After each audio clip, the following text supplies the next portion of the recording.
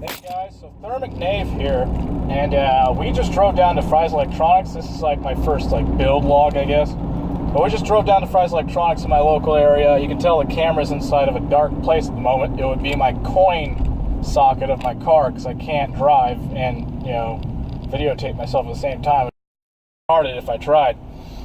So basically, we went to Fry's Electronics today and we picked up a case and a Roccat Cone XTD, because my Roccat Lua, I hate that thing. Excuse me, YouTube, for saying the word said it twice now. But anyway, now we've got a thing going on. I was wondering if I can actually pull through on the laptop, because I'll show you that build log in a minute, because I literally am almost done with that. And, well, there's not a whole lot left to do on it. I've already taken the copper. It was a weird, copper vapor chamber. No, it wasn't. It was a weird copper tubing thing that was going on inside the laptop. So when I found out that was going on, I decided, well, screw it. I'll just take that, since it was, directly, it screws down over the processor and, the north bridge. So I said, okay, screw it. I'll take that. I'll put thermal adhesive on the north bridge part of the copper heatsink. And I'll just take a random Intel 775 heatsink, and I'm just going to plop that right on there with some JB Quick. And I already did yesterday night, so I didn't show you the curing process. I didn't show you me applying it. But yeah, now you also get to see my driving speed, or driving ways or whatever, my driving skills. No, you don't, because you're inside of a cup holder.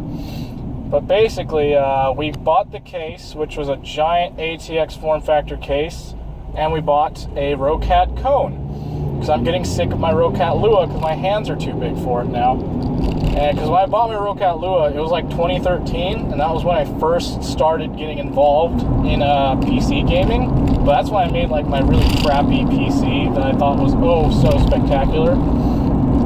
So I got the big ATX case because I'm going to be redoing a really old build that's going to hit me right in the friggin' heartstrings. Because that build will be my old i7 920 build. Because that thing's been with me since early high school, back in 2012 almost. So that's going to be interesting. I'll be putting that in a brand new case. I said screw it, and it was kind of funny. There's another guy with his girlfriend and her friend buying cases too. And why it was funny was because, when we were buying cases, I coincidentally, out of nowhere, bought the exact same case, and I didn't even notice it. It was kind of funny. And I was like, well, I guess he also saw the $10 debit rebate, so I'm like, might as well. But, yeah, that's pretty much part one. Well, not part one. This is the first part of the build log. Me driving home now, because I got all the crap inside the car. And I'll show you it when I get home, basically, because I'm kind of busy and I can't, be on my phone while driving. So, okay, so I'm finally home. And here's what I bought. I bought an Enermax Fulmo Q. I don't know what the hell that name's supposed to even mean. Fulmo. Perfect.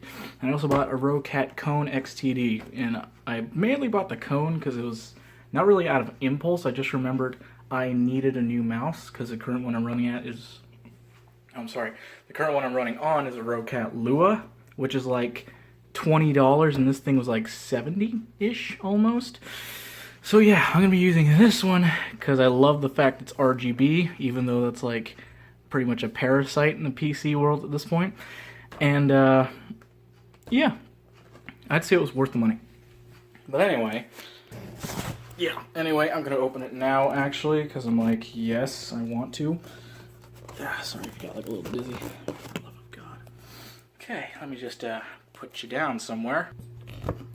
Okay, so depending on your preference, this is going to be really friggin' ugly. There you go. Yeah, it just looks like that, pretty much, inside the box. Hey, you can see a reflection of me. Hey! So let's start opening this thing up, because I've been waiting to use this thing for so long. Shit, I've forgotten which way it opens. Damn it, we need a knife. There's my... Oh, I accidentally hit the DVD drive. Whoops! That thing is probably busted now. Alright, so... Open up from the bottom. And I think it just broke something. No, didn't break anything. And you just kind of rip it out like that. And of course it has a quick start guide and shit, but it's supposed to fall out from the bottom. Because, you know, for some reason they don't want to put that in the foreground. As you can see, all the glorious... Yeah, you can't see anything. We'll just get the cord through at least first. Alright, there you go. And holy it's huge! And it fits my hands perfectly. And it has a weight system and a nice scroll wheel. 1, 2, 3, 4. So it has plus minus buttons. Scroll wheel. Pretty sure that's a DPI change, I hope. And what looks like back and forward for web pages, but like you'd need that. And of course, the two LED strips for RGB run along the side right here.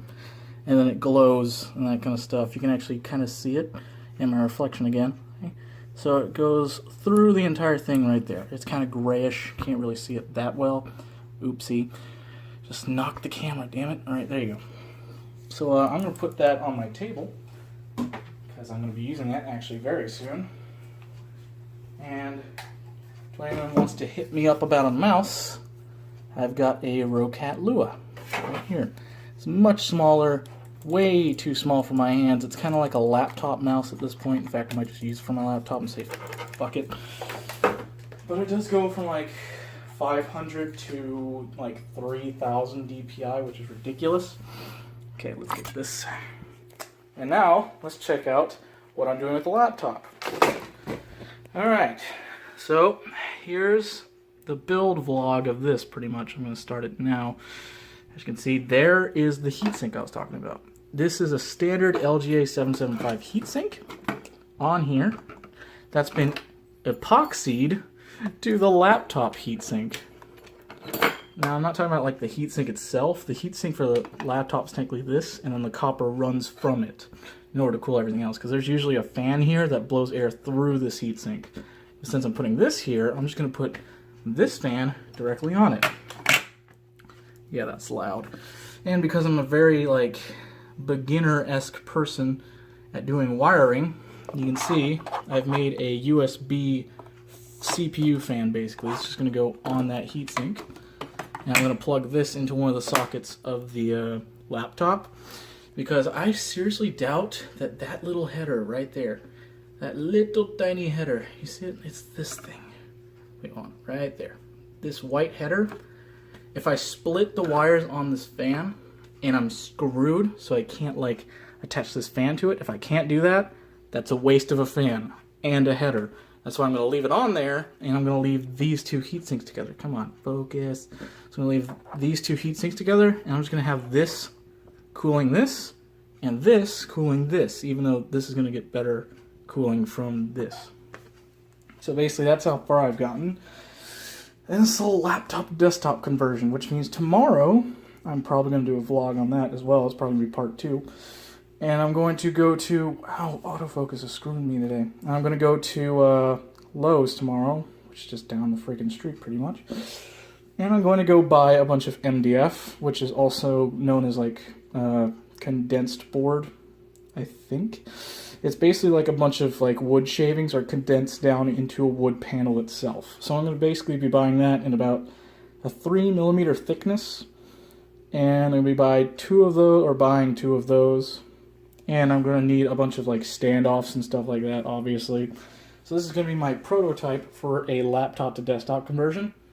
Because then that's eventually going to be one as well. That's going to be a desktop. Because this has like...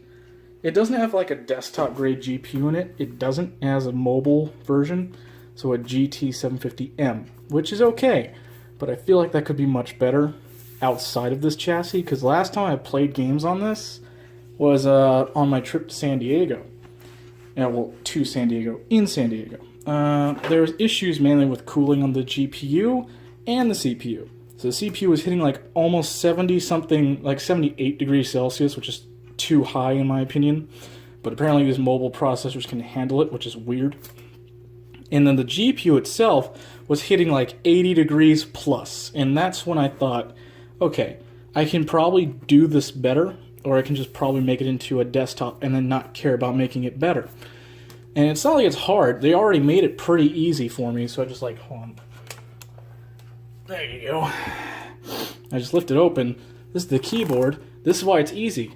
this keyboard is split from this power button. So I can just toss this mouse pad, and toss the screen, which I'm not going to do because it's 1080p anyway, so tossing this would be a waste.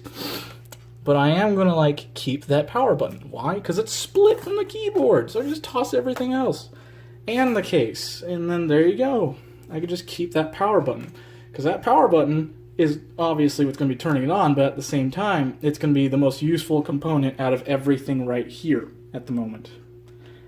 Like, this Ethernet will stay, obviously, this power will stay, and I will be converting it into basically a smaller than PS4 form factor gaming PC, which is like, it's not challenging because many systems have already done it and many case manufacturers have, but I find it interesting because it's coming from a laptop into that, which is why it's kind of challenging. Because it's a 750M, and if I'm to be honest, the 750M doesn't have as much computing power and even like graphical power as a standard GTX 750, if I'm to be honest. So it'll be okay, just not that great. That's the prototype though, so I'll be doing this first, showing you the finale of this, and then moving on to this. But also, this case, you're probably wondering why that's there. It's for that guy, the old Legend build that I'm still doing for this. It's an i7-920. It's going to go in there with a liquid cooler, and it's going to be beautiful, I think. But also I'm going to do the mail-in rebate, obviously, because I only bought it because it was in rebate. And I think, okay, rebate, nice, thank you. Because it's just a good case. It does look like a nice case. Anyway, thanks for watching part 1. Bye-bye.